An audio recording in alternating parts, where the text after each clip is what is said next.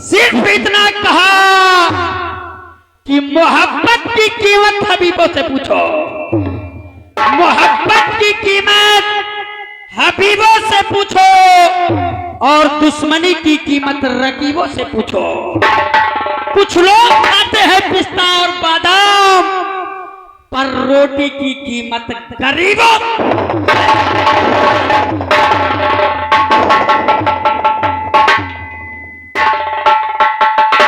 मैं कुछ समझा नहीं और सीधे अपने दोस्त के यहाँ से अपने यहाँ जयपुर आ गया।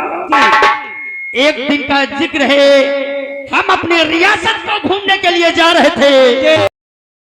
किनारा और उसी नदी के किनारे एक था पीपल का वृक्ष। मैं वहीं पर रुक गया। तभी अचानक आकाश में बिजली गरजी और उस बिजली की चमक से हमें उस वृक्ष में एक लटकती हुई लाश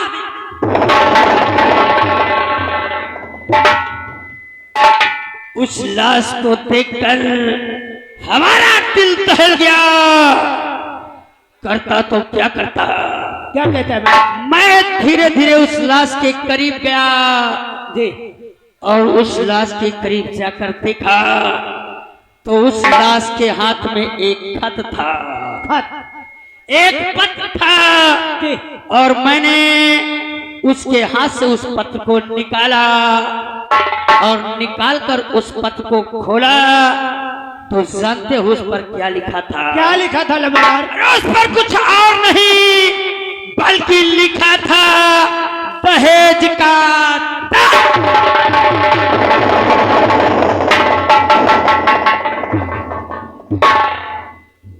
ये मंजर देखकर हमारा दिल दहल गया कि आज हमारे जयपुर में लोग दहेज के लिए अपनी बहुओं को, अपनी बीवियों को जला देते हैं, मौत के घाट उतार देते हैं, फांसी लगा देते हैं। तभी हमने ये प्रतिज्ञा किया, हमने ये कसम खाई कि आज से दहेज लेना और दहेज देना दोनों फिर क्या था? क्या हुआ? जमींदार मैं था, जमींदारी हमारी थी, हुकूमत हमारी थी। हाँ भाई, हमने इसका फायदा उठाया और सारे राज्य में ऐलान करवा दिया कि आज की बात हमारे राज्य जयपुर में ना कोई दहेज लेगा और ना ही कोई दहेज देगा। दहेज लेना और देना दोनों पाप है। अगर दहेज लेते और देते कोई पकड़ा गया तो उस हरामजादे का एक हाथ और एक पैर कटवा दिया जाएगा। सिर्फ खाने और धोने के लिए एक हाथ बचेगा। क्या नहीं मालिक? तभी हमारे दिल में विचार आया, हमारे दिमाग में विचार आया, वो भी कैसा विचार? और हमारे दोस्त की बात मुझको याद आई कि हमारे दोस्त ने कहा था कि मोहब्बत की कीमत हबीबों से पूछो, मोहब्बत की कीमत हबीबों से पूछो, दुश्मनी की कीमत रकीबों से पूछो। कुछ लोग खाते हैं पिस्ता और बादाम, पर रोटी की कीमत गरीबों से पूछो। हम समझ गए कि हमारा दोस्त मुझसे कहना क्या चाहता था। हमारा दोस्त बहुत गरीब था, उसके पास दहेज देने के लिए रुपया पैसा नहीं था, इसीलिए हमारे दोस्त ने अपनी बेटी की शादी नहीं की। लेकिन बहादुरी तो तब है जब कानून बनाने वाला खुद कानून का पालन करे। और फिर हम अपने बेटे बादल का विवाह अपने दोस्त की बेटी सोना के साथ करवा दिया और दहेज में एक भी रुपया ना।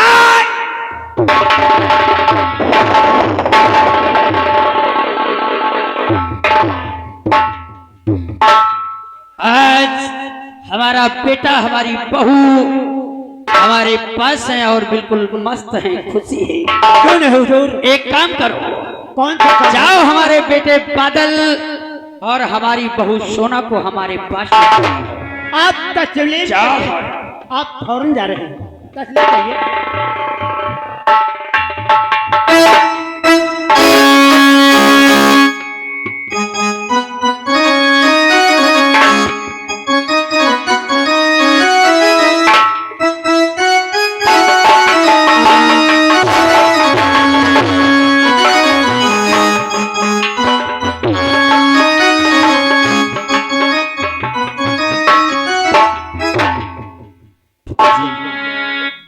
आज ये आपका बेटा बादल सिंह आपसे कुछ कहना चाहता है।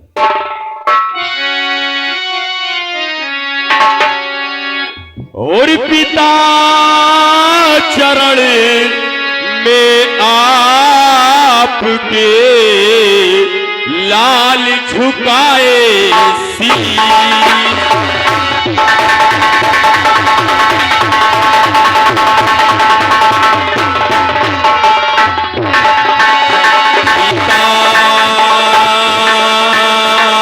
चरण में आपके लाल झुकाए शीश। और कीर्त बढ़े सम्मान हो यह दीजिए आशीष।